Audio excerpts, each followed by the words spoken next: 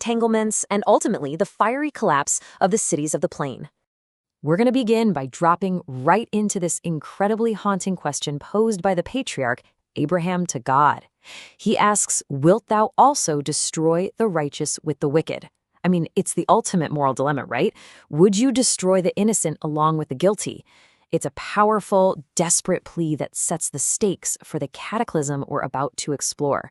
But before we get to this tense negotiation over the fate of thousands, we really need to trace the steps backward to see how Abraham's own family got tangled up in this mess in the first place. Which brings us to part 1. Lot chooses the plain. Let's look at exactly how Abraham's nephew, Lot, ended up in this doomed region. So it all starts with a pretty relatable family problem. Just way too much stuff. The text tells us that Abram, who was later named Abraham, and Lot had accumulated so many flocks, herds, and tents that the land simply could not support them living together. Naturally, strife breaks out between their herdsmen. To keep the peace, Abram basically gives Lot first pick of the land. Lot looks out, sees the plain of Jordan, and describes it as incredibly lush and well-watered, almost like the land of Egypt. So Abram settles in Canaan while Lot journeys east, actively choosing this fertile plain and pitching his tent towards Sodom. But the text doesn't hide the underlying danger of Lot's new neighborhood at all.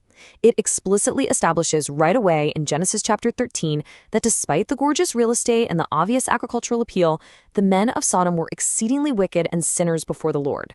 It's a massive, ominous red flag planted right on day 1 of Lot's residency. Moving on to part 2, the captured city. Here, the escalating geopolitical tension of the ancient Near East suddenly pulls Lot into a massive regional war. What's totally wild here is the sheer scale of the conflict. The text outlines a massive rebellion. Basically, 5 kings of the plain, including the kings of Sodom and Gomorrah, had served an eastern king named Chedorlaomer for 12 years. Then, in the 13th year, they rebel. The following year, Chedorlaomer arrives with 3 allied kings to absolutely crush the rebellion. The 5 kings of the plain march out to meet these 4 invading kings in the Vale of Siddim, but the defending forces are just completely routed. They flee and actually fall into the landscape's notorious slime pits, while the survivors scatter to the mountains. So before divine judgment even enters the picture, Lot is taken captive as a prisoner of war. The victorious invaders loot Sodom of literally all its goods and food, sweeping up Lot and all of his possessions along the way. Word reaches Abram, and he essentially goes full action hero. He arms 318 of his own trained, house-born servants and launches a daring, highly successful nighttime pursuit against a regional superpower. He completely overthrows the invaders, rescuing his nephew Lot, the women, the people, and recovering every bit of the stolen goods. This brings us to part 3, Abraham bargains with God. Because despite this heroic rescue that seemingly gives Sodom a second chance, the city's ultimate test arrives years later, bringing us to a highly suspenseful moment of divine visitation. The text tells us that 3 heavenly visitors arrive at Abraham's tent right in the heat of the day. During this encounter, the Lord reveals to Abraham that a great cry regarding the grievous sin of Sodom and Gomorrah has risen up. So a divine reckoning is officially underway. It's a descent to physically verify if the reality on the ground actually matches the horrific outcry that's reaching heaven. Abraham steps forward and essentially haggles with the judge of all the earth. Just imagine being in that situation for a second. He asks, if 50 righteous people are found in the city, will you spare it? God agrees. Cautiously but persistently, Abraham talks him down in this incredibly tense countdown. What if there are 45, 40, 30, 20? Finally, he stops at 10. And God agrees each time, promising that for the sake of just 10 righteous individuals, he will not destroy the city. Which leads to part 4, angels arrive in Sodom. With that precarious threshold of 10 people established, 2 of those heavenly visitors arrive at the hostile gates of the city at evening. Things escalate incredibly fast here. Lot is sitting at the city gate, sees the travelers, and offers them desperate hospitality, insisting they don't spend the night in the open streets. But by nightfall, the men of the city, both old and young, from literally every single quarter, surround Lot's house in a terrifying, unified threat.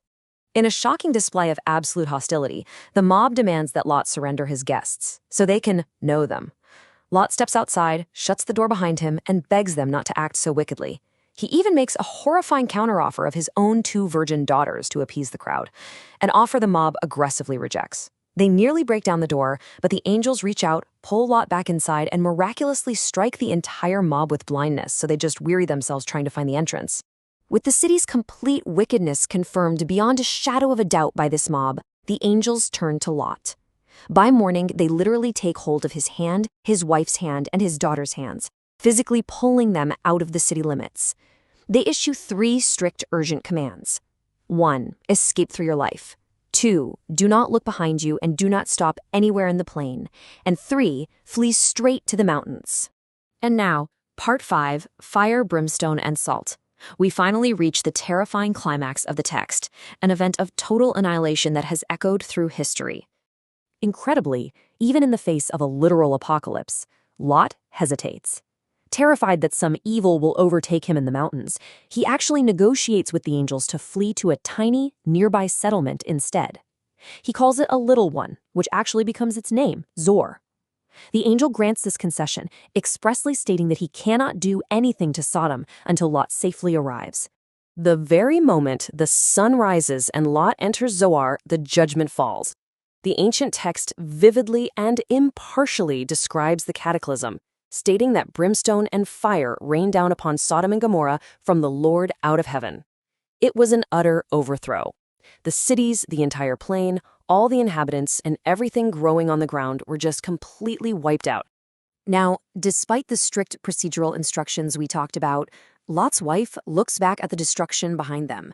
In a sudden, terrifying instant, she is frozen in time forever, turning into a literal pillar of salt.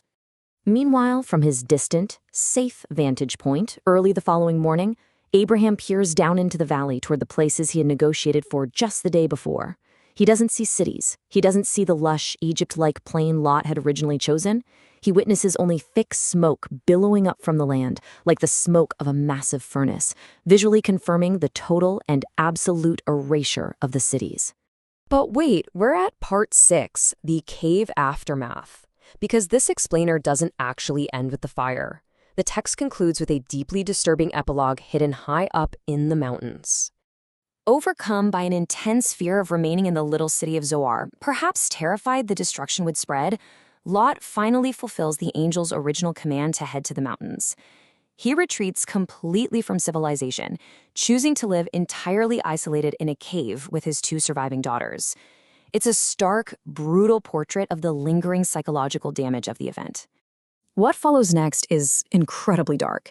Believing they are the very last people left on Earth, the daughters orchestrate a deeply disturbing, non-consensual plot.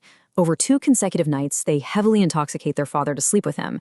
It's a desperate and violating act driven by an absolute panic to ensure their family lineage survives the devastation. The direct, documented result of this dark cave aftermath is the birth of 2 sons. The firstborn daughter gives birth to a son named Moab, and the younger gives birth to a son named Ben-Ami.